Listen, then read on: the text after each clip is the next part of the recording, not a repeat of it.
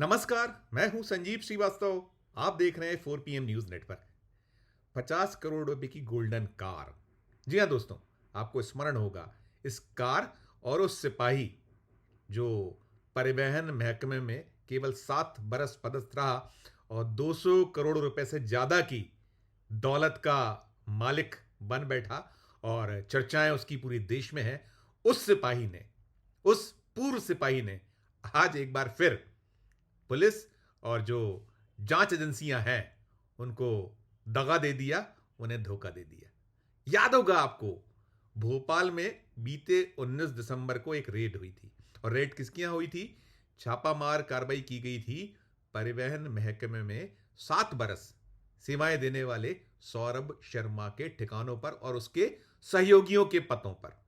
और जब ये जो रेड की गई थी तो रेड के बाद बड़ी अकूत दौलत, बहुत बड़ी मात्रा में सोना चांदी जेवरात कैश पुलिस ने बरामद किया था। और ये जो सिलसिला चालू हुआ था उसके ठीक बाद देर शाम, एक देर रात, बल्कि उसी दिन एक गोल्डन कार मिली थी भोपाल में।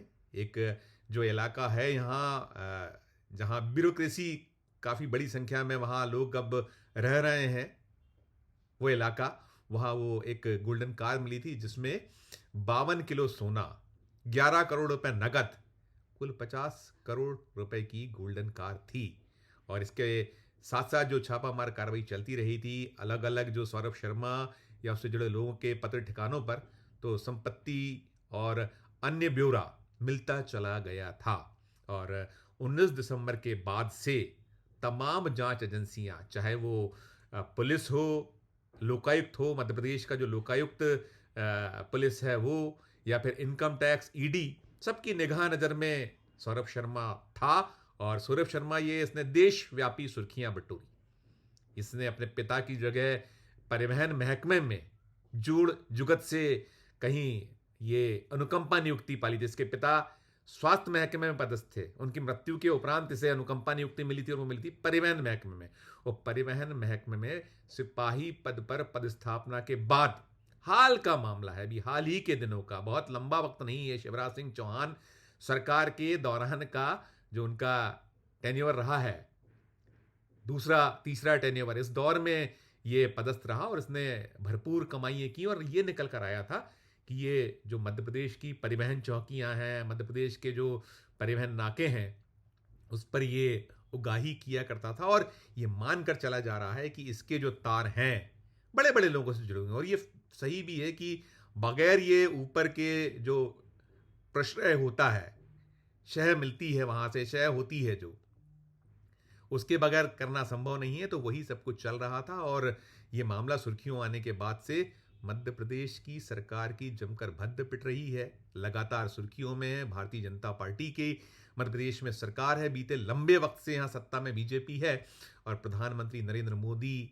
उनका जो पूरे का पूरा कुनबा है वो निशाने पर बना हुआ है। क्योंकि मोदी जी बार बार कहते हैं ना खाऊंगा ना खाने दूंगा, भ्रष्टाचार को लेकर जीरो टॉलरेंस। लेकिन ये जो मसला निकल कर आया, बहुत सारे इसके तार एक के बाद एक निकले। नितिन गडकरी जी का एक पत्र निकला, हमने वो अपने दर्शकों तक पहुंचाया था, दिखाया था कैसे उन्होंने अलर्ट किया था यहाँ मध्य प्रदेश की सरकार को। मुख्यमंत्री जब थे शिवराज सिंह चौहान, उन्हें खत लिखा गया था, मध्य प्रदेश के मुख्य सचिव को चिट्ठी लिखी गई थी, कहा गया था कि परिवहन और जो चौकियां हैं, नाके हैं, यहाँ बहुत जमकर गोरख धंधा चल रहा है। लेकिन साफ था कि सरकार उसको लेकर नहीं कहीं जो उसे आना था एक एक्शन में नहीं आ पाई थी और ये चलता रहा था। बाद में ये जो सौरभ शर्मा जब ज़्यादा कंट्रोवर्शियल हुआ, इस पर निगाह नज़र हुई, इसका जो रहन सहन बदला, इसका ऐश्वर्य सामने आया, तो फिर इसने नौकरी छोड़ दी। नौकरी छोड़ने के बाद भी ये जो बंदा है ये लगातार ये परिवहन चौकियाँ नाकों का जो बादशाहत इसके पास बनी रही थी। और बहुत सारे आरोप हैं, अलग अलग हैं, कि बड़ी जो संख्या में इसमें अफसरानों की लिप्तता की कहीं सुगबुगाहट बनी हुई है। मंत्री जो हैं, अभी मौजूदा मंत्री हैं, उन्होंने कई बातें कही हैं, पूर्व मंत्रियों के नाम कहीं निकल निकल कर आए हैं, एक दूसरे पर आक्षेप आरोप वो चल रहे हैं।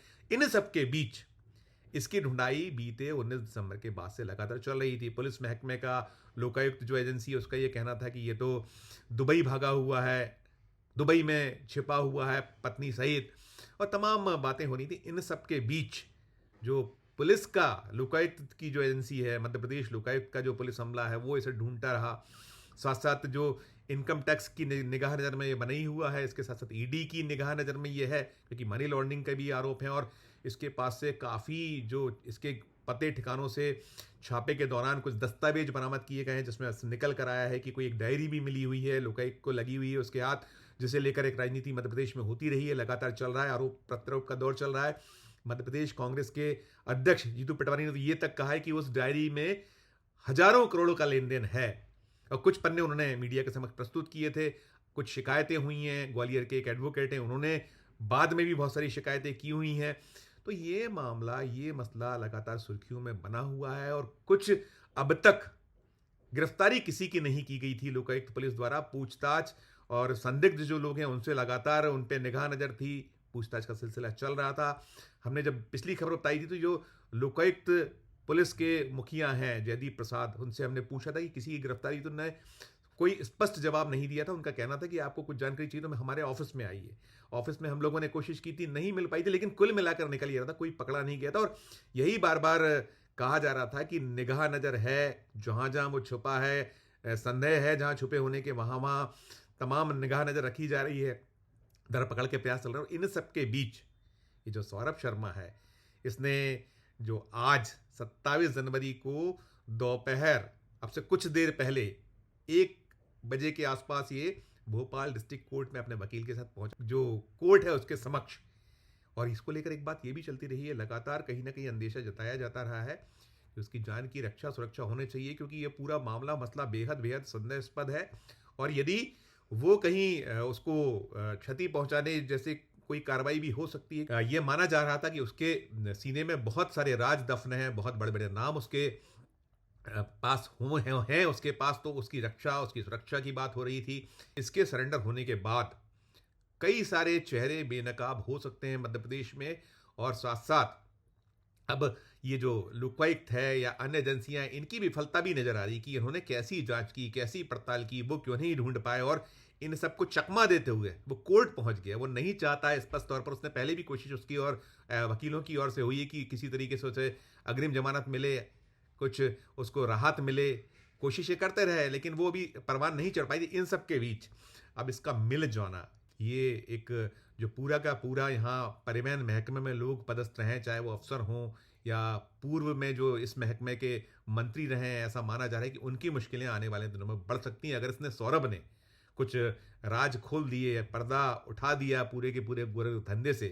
तो मध्य प्रदेश की जो राजनीति है उसमें एक भूचाल भी आ सकता है। भूचाल के साथ साथ एक सरकार संकट में फंस सकती है। सरकार यदि यहाँ की संकट में फंसेगी, अगर ऐसी संभावना ऐसी बन रही है और ये कुछ खोलता है, तो निश्चित तौर पर जो केंद्र की सत्ता है, मोदी शाह हैं, मोदी शाह बार बार जो ये दावा करते रहते हैं कि भारतीय जनता पार्टी पूरी तरीके से पाक साफ है, उसका कोई ये जो मामला होता है भ्रष्टाचार को लेकर, हम लोग जो हैं, ये जो नीति निर्धारक हैं, बर्दाश्त नहीं करते हैं, किसी को बख्शा नहीं जाता है, जीरो टॉलरेंस है भ्रष्टाचार के मामले पर। लेकिन सच्चाई सबके सामने है, पूरा का पूरा जो स्थिति है साफ है, खुली हुई हैं।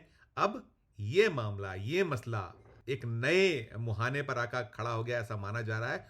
और ये साफ एक संकेत मिल रहे हैं कि वो अब ये जो उसके साथ हुआ है, उस अकेले पे गाज गिरी है, उसके कुछ सहयोगी साथियों पे गिरी है। और ये तय है कि इतना बड़ा जो खेल चल रहा था, 2000 करोड़ की जो कथित डायरी है जिसमें बहुत लोगों के नाम है, उस डायरी के कुछ पन्ने भी हम लोगों ने जो हमारे हाथ 4 PM को मिले थे, हमने वो दर्शकों को दिखाए थे। उसमें साफ तौर पर लेन देन है, किस चौकी से कैसी, कितनी, कैसे वसूली की गई, अलग अलग महीनों की वसूलियों का पूरा उसमें मसला मामला है। तो अब बहुत कुछ सौरभ शर्मा पर निर्भर है। 200 करोड़ से ऊपर की उसकी संपत्तियों, परिसंपत्तियों का बाजार दाम है। और जो अब तक की जब्तियां हैं वो आधिकारिक तौर पर 100 करोड़ के आसपास की जब्ती दिखाई गई है उसके पास से। तो बड़ा एक रोचक और एक ऐसा सनसनीखेज मामला मध्य प्रदेश में हुआ है दिसंबर महीने में जाते, 2024 का साल बीतते बीतते, और वो सरकार के लिए कठिनाइयाँ, मुश्किलें पैदा कर रहा है। इस मामले से जुड़ा जो भी अपडेट आगे सामने आएगा वो हम अपने दर्शकों, 4 PM पे दर्शकों तक पहुंचाएंगे। और ये जो सरेंडर है, अब इसके बाद जो धड़कनें बढ़ी हुई हैं नेताओं, राजनेताओं या जो नौकरशाही मशीनरी है, परिवहन महकमे के पुराने नए मौजूदा अफसरान हैं जिन्होंने ये जो चांदी काटने का खेल हुआ है उसमें संलिप्तता हो सकती है, वो सब कहीं ना कहीं चिंतित भी हैं, घबराए हुए भी हैं। तो क्या कुछ टिप्पणी है हमारे इस वीडियो कमेंट बॉक्स में जाकर आप भी ज़रूर कीजिएगा। और खबर अच्छी लगे तो हमारे चैनल को लाइक कीजिए, सब्सक्राइब कीजिए, ज्वाइन का बटन दबाए तो ज्वाइन का बटन भी दबाइए। प्यार और इसने बनाए रखिए और देखते रहिए 4 PM न्यूज़ नेटवर्क। धन्यवाद, नमस्कार।